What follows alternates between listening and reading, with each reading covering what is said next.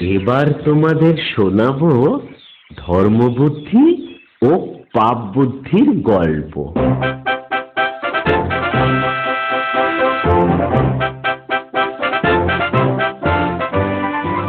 অনেক দিন আগে কোনো এক গ্রামে ধর্মবুদ্ধি ও পাপ বুদ্ধি নামে দুই বন্ধু থাকত। ধর্মবুদ্ধি ছিল খুবই সৎ এবং সহজ সরল। গ্রামের সমস্ত লোকেরা তাকে ভালোবাসত। আর পাপ বুদ্ধি ছিল পুরো তার বিপরীত। তার মাথায় সারাক্ষণই দুষ্টু বুদ্ধি ঘুরত। সে সর্বদাই লোকের ক্ষতি করে বেড়াতো। গ্রামের লোকেরাও তাকে সহ্য করতে পারত না। একদিন সে বসে বসে চিন্তা করছিল, ধর্মবুদ্ধিকে যদি আমার সঙ্গে কোনো ব্যবসায় নামাতে পারি, তাহলে ওকে ঠকিয়ে আমি বড়লোক হতে পারি।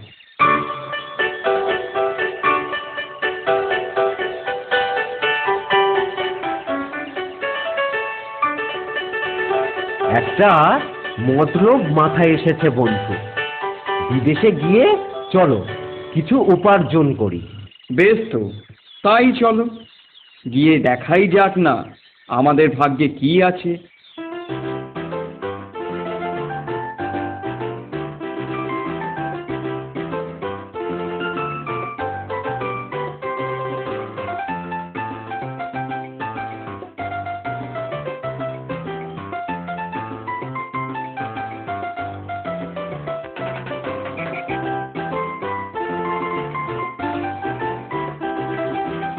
চলো ভাই পাপ বুদ্ধি, আমরা এবার গ্রামেতেই যাই।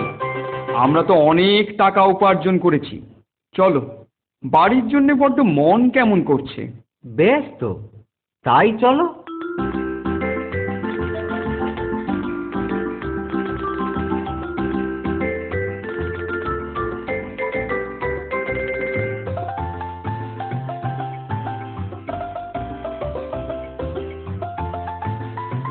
আচ্ছা ভাই ধর্মবুদ্ধি, একটা কথা মনে হলো।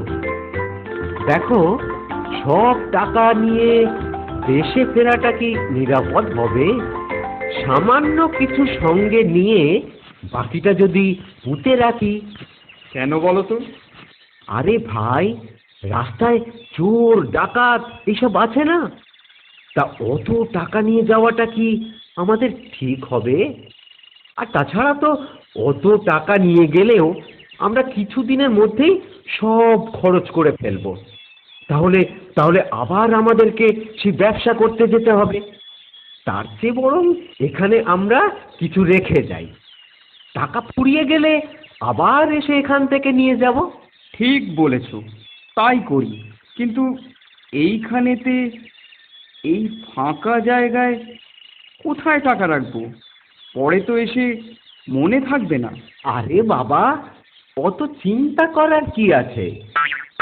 ওই তো ওই তো ওই গাছটার গোড়াতে আমরা এখানেইতেই পুঁতে রাখি। পরেতে এলে এই গাছটাকে আমরা ঠিক চিনতে পারবো। ব্যাস, তাহলে আর দেরি কেন? নাও, কাজ শুরু করে দিই।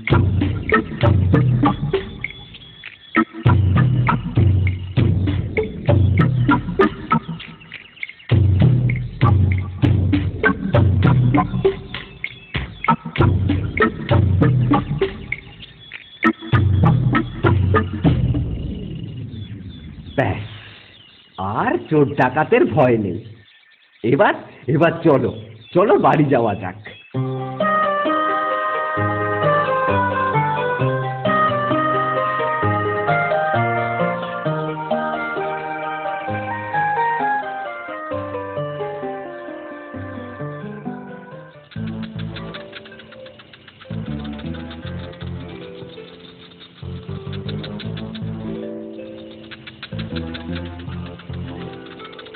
তাড়াতাড়ি করতে হবে। হ্যাঁ, তাড়াতাড়ি করতে হবে। কেউ যেন না আমাকে দেখে ফেলে।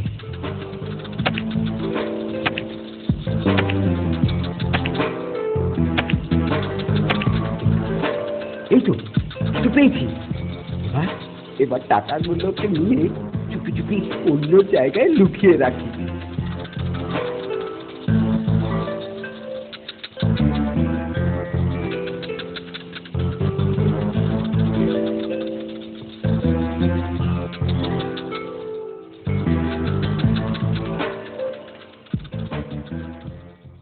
বন্ধু, বন্ধু, আমার সব টাকা ফুরিয়ে গেছে।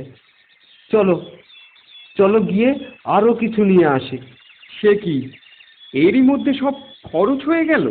আর বলো না ভাই, এতদিন বাদে এসেছি, তাই দেখে বাবা এত আনন্দ পেল, তা কিছু খরচ করতে করতে সব শেষ হয়ে গেল। বেশ, তাহলে চলো কিছু টাকা নিয়েই আসি, কিন্তু পরের বার একটু সামলে খরচ করো। আরে ভাই, তার বলতে হবে না, পরের বার আমি নিশ্চয়ই বুঝে শুনে খরচ করব, তুমি দেখো। চলো চলো এখন যাওয়া যাক।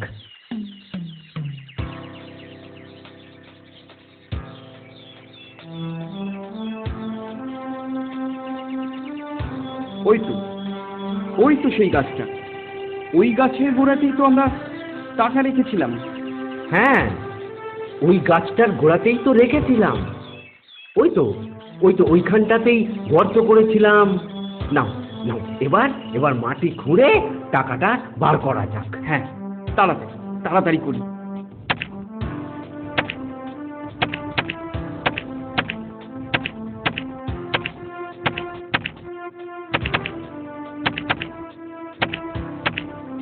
একি একি, আমাদের আমাদের টাকা কোথায় গেল?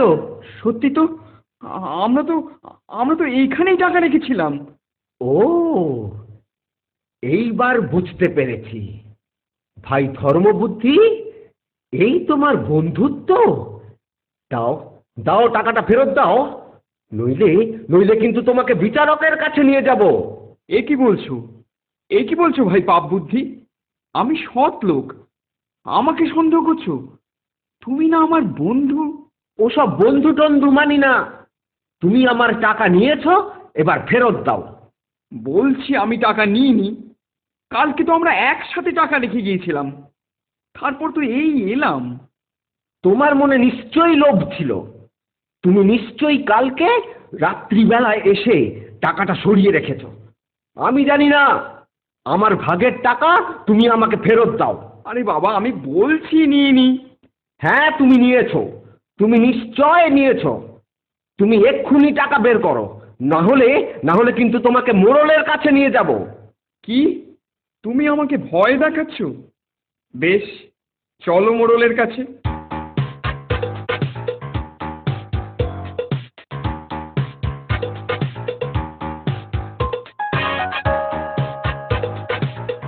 মোড়ল মশাই, মোড়ল মশাই, ও মোড়ল মশাই।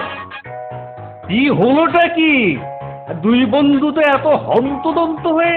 বন্ধু না ছাই, ও হচ্ছে এক নম্বর চোর, মিথ্যাবাদী, মিথ্যুক। ও আমার টাকা চুরি করেছে। বলো কি? আমরা তো ধর্মবুদ্ধিকে সৎ বলেই জানতাম। ও নামেই সৎ, আসলে ভেতরে ভেতরে একটা ছিচকে চোর। ভাই পাপ বুদ্ধি, তুমি মুখ সামলে কথা বলো। আরে ছাড়ো তো, একে চুরি করেছে, তার উপর আবার বড় বড় কথা। আহা, কি হয়েছে বলো। গতকাল আমরা যখন ব্যবসা করে ফিরছিলাম, তখন মাঝ রাস্তায় আমরা ঠিক করি যে আমরা আমাদের ভাগের টাকা জঙ্গলে একটা গাছের তলায় লুকিয়ে রাখবো। তা আজ সেখানে টাকা আনতে গিয়ে দেখি টাকা নেই। নিশ্চয়ই ধর্মবুদ্ধি টাকাটা চুরি করেছে। কিন্তু পাপ বুদ্ধি, তোমার কাছে কি কোনো প্রমাণ আছে যে ধর্মবুদ্ধি চুরি করেছে? প্রমাণ ছাড়া তো আমি কাউকে শাস্তি দিতে পারবো না। আপনারা সবাই চলুন সেখানে, চলুন সবাই চলুন।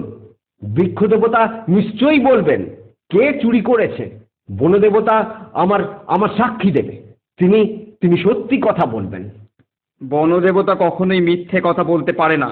বেশ, চলো তার কাছে। চলুন, কাল সকাল হলেই আমরা যাব তার কাছে। বাবা, বাবা, আমি ধর্মবুদ্ধির টাকা চুরি করেছি, আমায় বাঁচাতে হবে। সে কি? তুই কেন ধর্মবুদ্ধির টাকা চুরি করেছিস? আহা, আমার টাকার দরকার ছিল, তাই টাকা চুরি করেছে।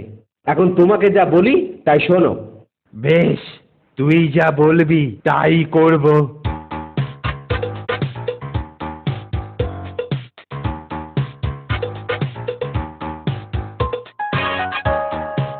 হে বৃক্ষ দেবতা, আপনি আপনি বলুন তো, কে চোর, আমি না ধর্মবুদ্ধি?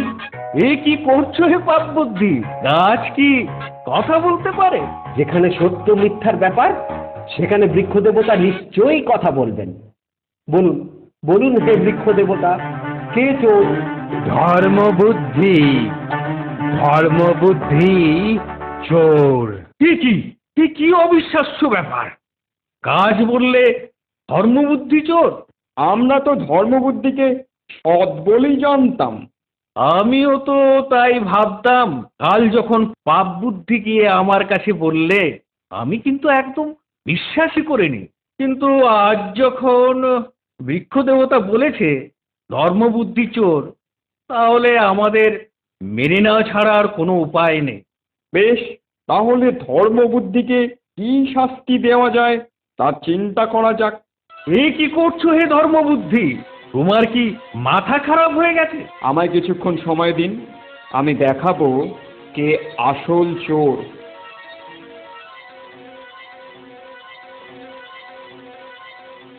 বাঁচাও, বাঁচাও, বাঁচাও আমাকে। এ কি? গাছের ভেতর থেকে কে চেঁচাচ্ছে? মনে হচ্ছে পাপ বুদ্ধির বাবা। দেখা যাক কাছের ভেতরে কে আছে। আগুন নেভাও ধর্মবুদ্ধি, আরে ওকে বার করো। ঠিক আছে, আমি আগুন নেভাচ্ছি। এ কি? আপনি গাছের ভেতর লুকিয়ে কি করছিলেন?